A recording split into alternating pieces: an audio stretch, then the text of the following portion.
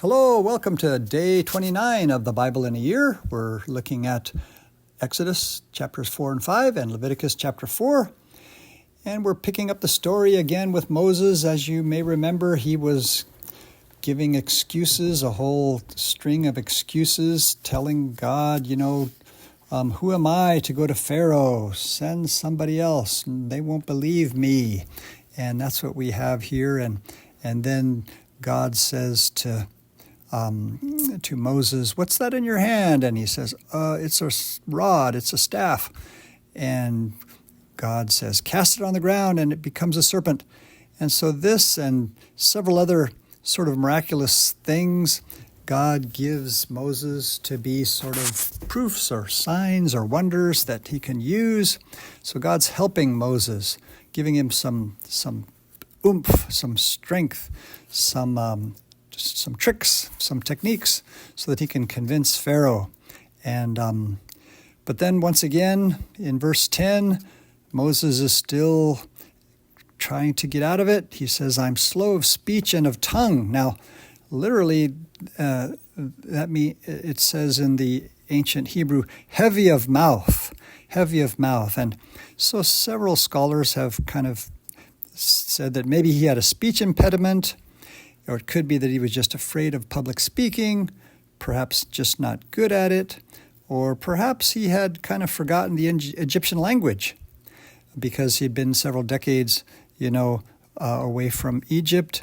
So it could be a combination of those things that Moses felt he couldn't speak. And so then God again comes up with a solution and an aid, a help for him, and tells him that his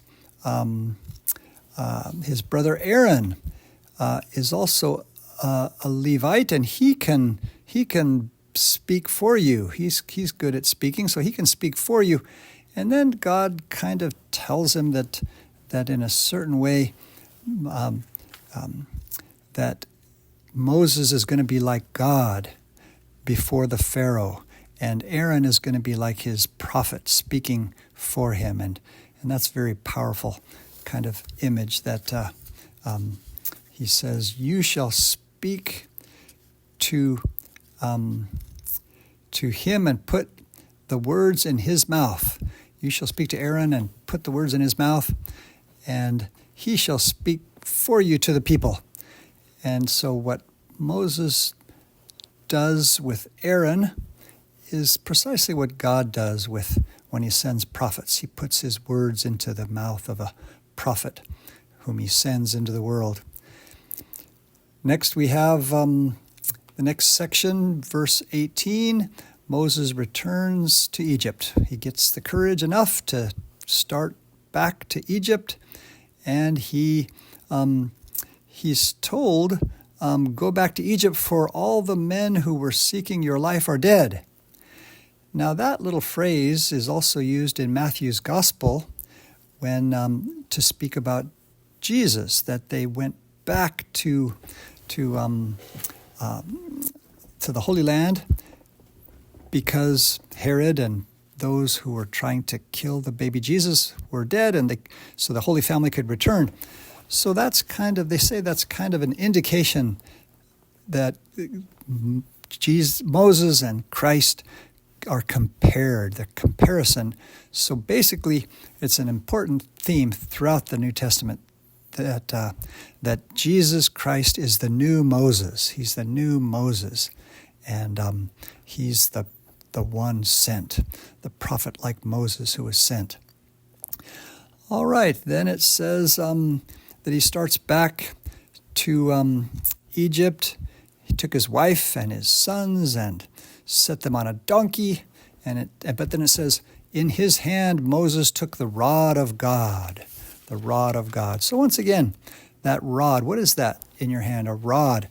That, of course, throughout Moses's career is kind of this wooden stick, which, of course, we know is a symbol of the wooden cross of Christ, which has power to do wondrous things and to bring salvation and to save the people. So it's a real important symbol in the scriptures. Next, we have the Lord saying to Moses something very significant and meaningful. He says, "You shall go to Pharaoh and say, 'Thus says the Lord, Israel is my firstborn son.' And you shall say, 'Let my son go, that he may serve me.' And if you refuse to let him go, behold, I will slay your firstborn son." So here we have Yahweh God, the Lord,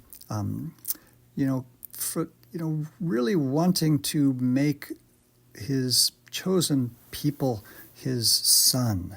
And that's kind of considered the birth of the Jewish nation, the beloved firstborn, chosen race, family of God the Father, in a beautiful way. And so he tells Moses to say that, "Let my son go, let my son go." And then in the next couple of verses are very strange, verses 24 to 26. I would recommend you not even try to understand them, because I've got some footnotes here in the Ignatius Study Bible that kind of explain it, but it's very obscure Hebrew, and people disagree about what it could mean. But they say it could mean something like there was a threat. Someone was seeking to kill him, it says, and the solution was a circumcision. And when it refers to Moses' feet, that could be a euphemism for Moses' own private parts and his own circumcision. But basically, it's kind of a comparing the blood of circumcision with the blood of the sacrificial blood of the lambs at Passover night. So they say it's kind of a reference, because in verse 23 there's a kind of a reference to what would happen on Passover night, and so it's an incident which is often thought to foreshadow the events of Passover night, when sacrificial blood will protect the firstborn sons of Israel from the divine destroyer. So that's what we can try to, if you want to try to understand those verses there. And then it goes on, and Moses returns to the people, and he practices. He tries out those little tricks, those 3 signs, and he does it for the people like magic tricks almost. Verse 30, and it says the people believed, but it doesn't work so effectively with Pharaoh. When he finally does go to Pharaoh at the beginning of chapter 5, he goes to Pharaoh and he says, "Let my people go." That's the phrase he uses. Let my people free. But the Pharaoh kind of accuses Moses and the Israelites of being lazy, and that's why they want to go into the wilderness to worship and make sacrifices. So he increases their workload, tells them, "You still have to make the same number of bricks, but we're not going to give you straw. You've got to go out and find straw." Straw was used in bricks, supposedly to harden it, to make it more durable and strong. Apparently there was some sort of an acid in the straw, in the grass, the straw that was mixed with bricks, that made them more, that, once the bricks dried, that the brick would become stronger because of that. And so then the people complain in verse 21. They tell Moses and Aaron, "Man, you guys really made things even worse for us. You have made us offensive in the sight of Pharaoh. You've put a sword into their hand to kill us." And so poor Moses just feels awful, and he turns to the Lord, and once again he complains. And he says, "I told you so. I told you, Lord. Why did you ever send me?"